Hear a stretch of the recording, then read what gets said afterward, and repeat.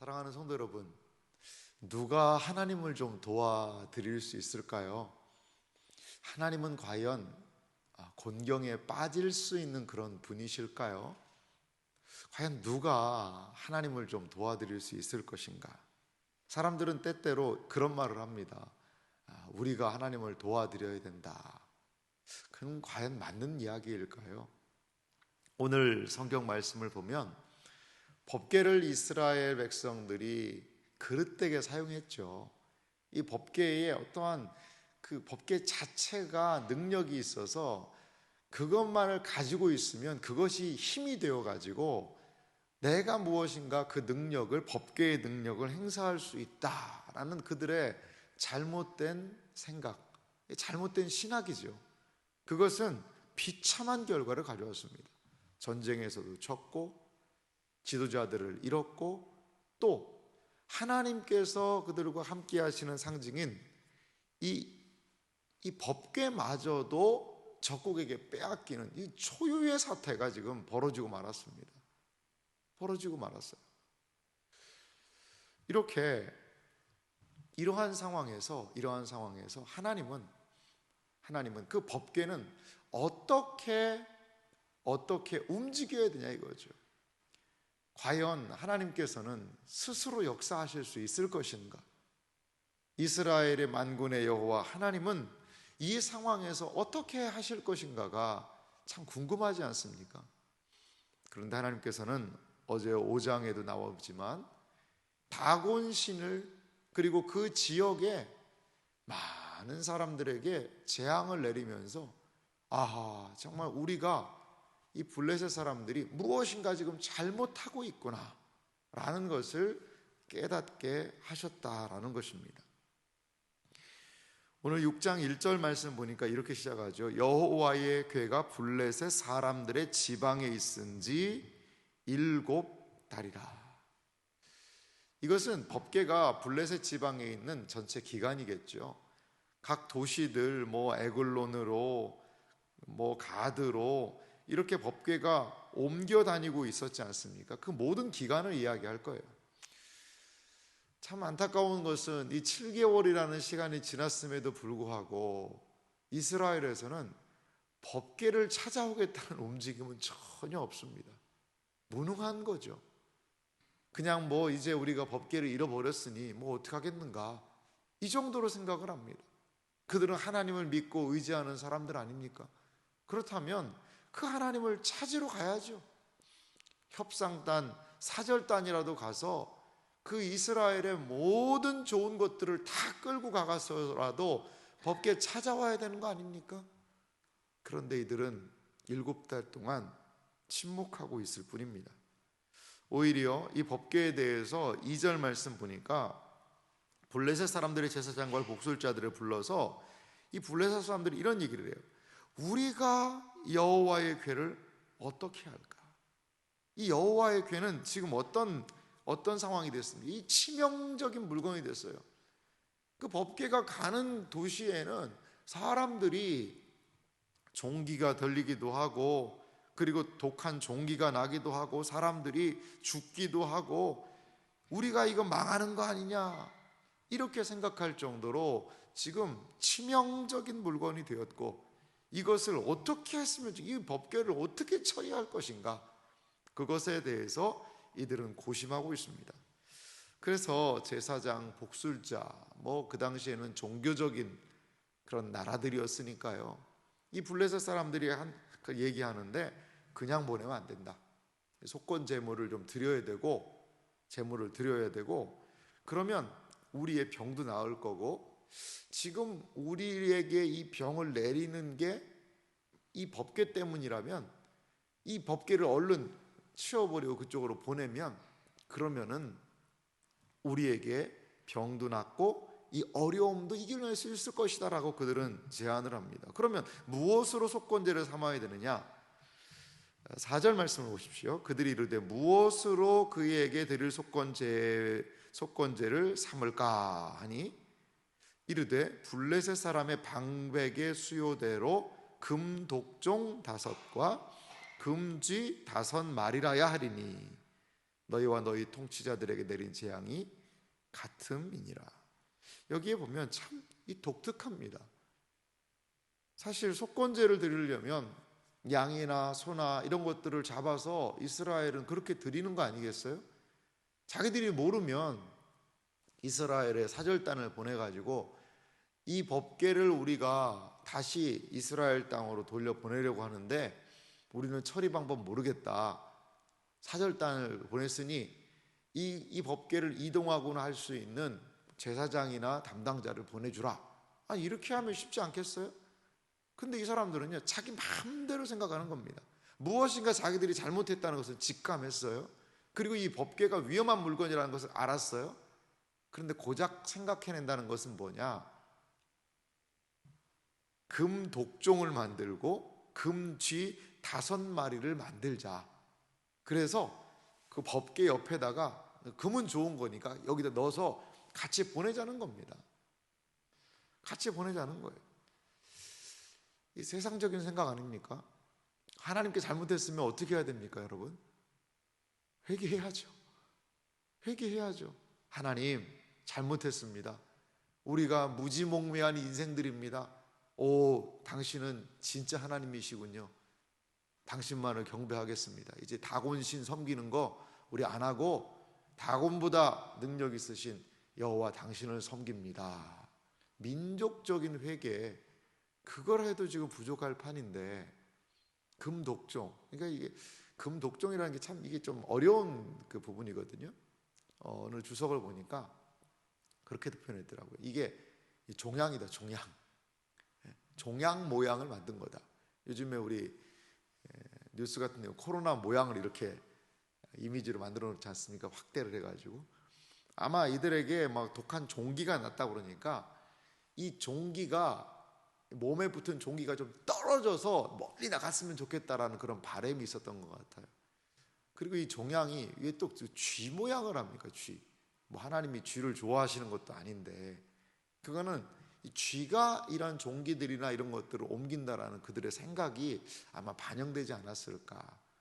그러니까 이 법궤와 함께 금은 좋은 걸 드리는데 그 좋은 금을 드리면서 자기들에게 있던 재앙의 모양을 금으로 만들어 가지고 빨리 좀 떠났으면 좋겠다는 거예요. 이거 먹고 세상 말로 떨어졌으면 좋겠다는 거죠. 그래서 왜 다섯 개를 왜 했을까요? 17절에 있습니다. 17절 한번 보실래요? 17절 말씀에 보면 이렇게 말합니다. 블레셋 사람이 여호와께 속건 제물로 드린 금 독정은 이러하니 아스돗을 위하여 하나요? 가사를 위하여 하나요? 아스글론을 위하여 하나요? 가드를 위하여 하나요? 에글론을 위하여 하나이며. 그러니까 이 5개의 도시니까 도시국가의 연맹체거든요. 그 저녁에 내렸던 그 재앙이 좀 빨리 떠났으면 좋겠다라고 이 5개의 도시를 상징적으로 해서 보냈던 것 같아요. 그리고 금쥐들도 견고한 성읍, 뭐 시골부터 모든 것, 하여간 블레셋 사람들의 모든 성읍의 수대로 이걸 다 해서 보낸 거죠. 이 성에서 독종 떠나가게 해주시오. 이 금 받고 당신은 법궤는 원래대로 돌아가시오. 그것입니다. 그렇습니다. 이렇게 블레셋 사람들은 그 정도로 생각을 하는데요. 오늘 또 6절에 보니까요. 이렇게 기록이 되어 있어요.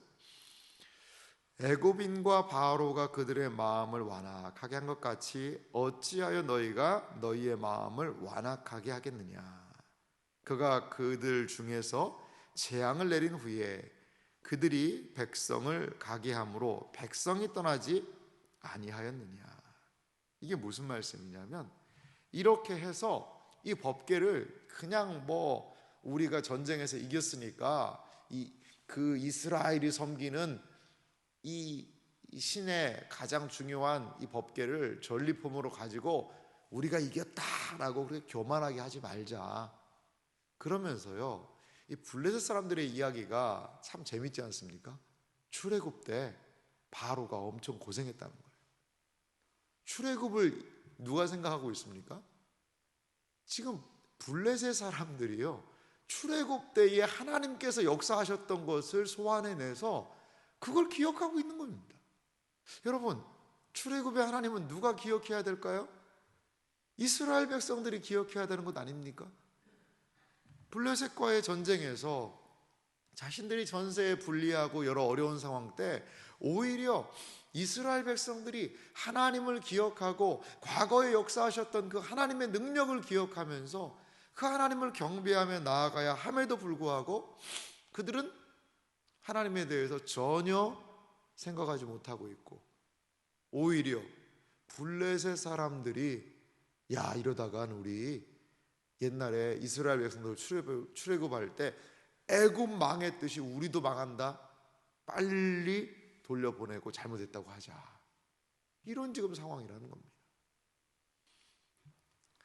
그런데 더 놀라운 사실이 있습니다. 그러면 어떻게 해야 됩니까? 그러면 애굽 이 사람들의 뭐 제사장이라도 이런 사람들이 정말 정성을 다해서 이렇게 법궤를 이스라엘 땅으로 인도해야 되지 않을까요? 근데 오늘 본문은요, 7절 말씀 보십시오. 그 방법에 대해서 이렇게 얘기합니다. 그러므로 새 수레를 하나 만들고 멍에를 매보지 아니한 젖나는 소 2마리를 끌어다가 소의 수레를 메우고 그 송아지들은 떼어 집으로 돌려보내고, 8절도 계속 이어보면요, 여호와의 궤를 가져다가 수레에 싣고 속건제로 드릴 금으로 만든 물건들은 상자에 담아 궤 곁에 두고 그것을 보내어 가게 하고, 9절까지 제가 읽어볼게요. 보고 있다가 만일 궤가 그 본 지역의 길로 올라가서 베세메스로 가면 이 재앙은 그가 우리에게 내린 것이요, 그렇지 아니하면 우리를 친 것이 그의 손이 아니요 우연히 당한 것인 줄 알리라 하니라. 여러분, 이 블레셋 사람들의 모습을 보면 끝까지 하나님을 인정하지 않고 시험하고 있는, 테스트하고 있는 것을 볼 수가 있습니다. 새수레라는 것은 어떤 측면에서는 세속적이지 않은 그런 부분일 수 있죠. 깨끗한 새수레, 더럽혀지지 않은 그런 수레입니다. 그럼 멍에를 매지 않은 소, 그것까지는 괜찮아요. 멍에를 매보지 않은 소, 이것도 어떻게 보면 처음 무엇인가를 한다는 그런 개념이 있지 않습니까? 다 어떤 측면에서는 정결함에 대한 상징입니다. 이 멍에를 매보지 않은 소로 제사를 드려라라는 그러한 하나님의 말씀도 있어요. 거기까지는 좋아요. 그런데 이 멍에를 매보지 않은 소가 이 젖이 나는 암소라는 것에 문제가 있다는 거죠. 그래서 사실 뭐 저도 어릴 때 이렇게 송아지들을 보니까 늘 엄마 주변에서 맴돌더라고요. 그래서 엄마 젖도 먹고 그러면서 송아지와 엄마는 상당히 밀착되어 있지 않습니까? 근데 그 송아지를 떼놓고 이 암소들이 그 수레를 끌게 한다는 겁니다. 그러면 블레셋의 제사장이 그 소를 몰고 이렇게 올라가야 되는데 그것도 아닙니다. 소들이 자기들이 멍에를 매보지 않은 소가 그 수레를 메고 한 번도 가보지 않은 그 길을 자기 이 송아지를 떼놓고 젖이 부는데도 불구하고 갈 수 있으면 이거는 우리 땅에 있던 일이 하나님이 한 거고, 안 되면 어떻게 우연히 이런 일이 일어난 것이다. 여러분, 인간의 본성이 그렇습니다. 봐왔잖아요.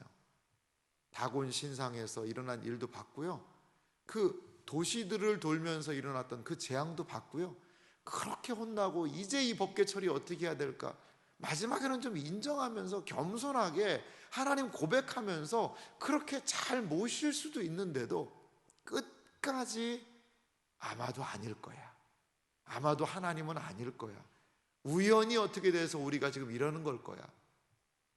이게 인간의 본성입니다. 인간의 본성이에요. 로마서는 이렇게 얘기하죠. 그 마음에 누구 두기를 싫어해요? 하나님 두기를 싫어하는 거예요. 왜요? 하나님을 인정하면 내 마음대로 못 하잖아요. 하나님을 인정하기 시작하면 내 삶에 내 삶을 하나님이 인도하는 대로 가야 되잖아요. 내 맘대로가 안 되는 거예요. 내 뜻대로가 안 되는 거예요. 내 맘대로 살고 싶고 내 뜻대로 살고 싶고, 그것을 인정하기가 싫은 거죠. 인정하기가. 하나님을 인정할 수 있는 것, 여러분, 복인 줄 믿으시기 바랍니다. 하나님을 인정하고 그 뜻에 순종하고 나아가는 것, 그것이 진정한 복이라는 것이죠. 여러분, 어떤 일이 벌어졌을까요? 10절 말씀 한번 보실래요? 10절 말씀 보면, 그 사람들이 그같이 하여 젖나는 소 둘을 끌어다가 수레를 메우고 송아지들은 집에 가두어 놓습니다. 그 다음에 11절 말씀도 보니까요, 여호와의 괴와 및 금쥐와 그의 독종의 영상을 담은 상자를 수레 위에 실어놨죠. 12절 말씀 보겠습니다. 12절을 보면요, 암소가 벳세메스 길로 바로 행하여 대로로 가며 갈 때에 울고 좌우로 치우치지 아니하였고, 블레셋 방백들은 벳세메스 경계선까지 따라가니라. 이 소들이 다른 데로 가지 않고요, 이 소들은 풀도 먹으려면 그 먹이를 따라서 움직이기도 하고, 어떻게 보면 또 이 새끼가 있는 소니까 이 본능적으로 새끼의 울음소리나 엄마를 찾는 새끼 소가 얼마나 찾으면 그 본성이라는 게 있지 않습니까? 짐승에게도 그거대로 본성대로 움직일 수밖에 없는 상황 아닙니까? 그리고요, 수레도요, 이 매보지를 않았어요. 아무소나 수레를 얹으면 다 메고 가는 건 아니더라고요. 훈련을 하더라고요, 소들이. 그래서 훈련받은 소들이 수레를 몰 수가 있는데, 사실 이것은 기적이죠. 기적이 일어난 겁니다. 본성을 능가하는 기적. 그리고 이 미물인 짐승이 어떻게 똑바로 갈 수가 있겠어요? 많은 것에서 기적을 이 블레셋 방백들은 요구했고, 하나님께서는 이 일을 행하신 것입니다. 근데 참 재밌는 표현이요, 좌우로 치우치지 아니하였다라고 이야기를 합니다. 좌우로 치우치지 아니하였다. 이 좌우로 치우치지 아니하였다라는 성경의 고백은 어떤 부분이냐면, 순종을 이야기할 때 항상 이렇게 얘기해요. 하나님께서 좌우로 치우치지 아니하고를 얘기하는 것은 하나님이 늘 순종하시는 것에 대한 대명사의 언어입니다. 이것은 무엇을 얘기할까요? 이스라엘의 불순종을 지금 빗대어서 여기에서 비판하고 있는 것입니다. 이스라엘은 좌로 우로 치우쳐서 행동하고 있지 않습니까? 그리고 짐승까지도 순종하게 하시는 하나님의 능력을 여기서 볼 수 있는 것이지요. 이 소가 이렇게 순종했습니다. 소 자체를 우리가 생각하는 것 그렇게 해서 여러 가지 이야기할 수 있겠지만, 그것보다도 여기에서 볼 수 있는 것은요, 하나님의 능력이죠. 하나님께서는 인간이 불순종하면 소까지 쓰실 수 있는 분이십니다. 그래서 하나님의 뜻을 이루시고 그 적진에서 이 어떻게 보면 이게 전리품이거든요. 전리품까지 가지고 하나님께서 이스라엘 땅으로 당당하게 복귀하신 겁니다. 복귀하신 거예요. 누구도 하나님을 도와주지 않아도 하나님께서는 스스로 역사하실 수 있는 능력의 하나님이심을 여기에서 보여주고 있습니다. 사랑하는 성도 여러분, 법궤는 빼앗아서 내가 취하고, 야, 우리가 이스라엘을 이겼다, 이 신의 상징물 법궤 봐라, 그렇게 할 수 있는 전리품 아닙니다. 블레셋의 입장에서 말이죠. 그리고 이스라엘 백성들은 어떠한 또 잘못을 범합니까? 뒤쪽에 보면 이 법궤를요, 그 속에 뭐가 들었나고 열어봅니다. 그러다가 70명의 사람이 죽습니다. 거기 5만이라는 단어가 있기도 한데, 그 지역이 5만 명까지는 안 되는 것 같아요. 약간 옥인데도 그러한 사본이 중요한 것들이 있기 때문에 그것을 가로로 처리를 해놨습니다. 이스라엘 백성들은요, 어떻게 해요? 그 법궤 호기심의 대상이죠. 호기심에. 그러다 죽었습니다. 다 이 법궤를 잘못 다루니까. 그 아벡에서 전투에서 진 사람들은 왜요? 법궤를 끌어다가 자기 마음대로 쓰려는 거죠. 블레셋도 그러다가 이스라엘 이 사람들도 그러다가 하나님은요 어떻게 우리 마음대로 이용할 수 있는 수단이 아니라는 겁니다. 하나님은 오직 영광과 존귀를 받으시는 우리의 경배의 대상이시라는 것을 여러분 믿으시기 바랍니다. 우리가 할 수 있는 것은 하나님을 경배하는 거예요. 우리가 할 수 있는 것은 하나님께 순종하는 것임을 여러분 기억하시기 바랍니다. 이것이 바로 하나님의 백성들이 사는 길이요 하나님의 놀라운 은혜의 역사를 바라볼 수 있는 유일한 방편인 줄 믿습니다. 하나님 누구도 도와드릴 수 없어요. 하나님은 홀로 위대하신 분이십니다. 우리가 보일 하나님에 대한 태도는 경배요 또한 순종이라는 것을 기억하며 하나님을 온전히 섬기며 나아가는 복된 생애와 삶이 되시기를 주님의 이름으로 축원합니다.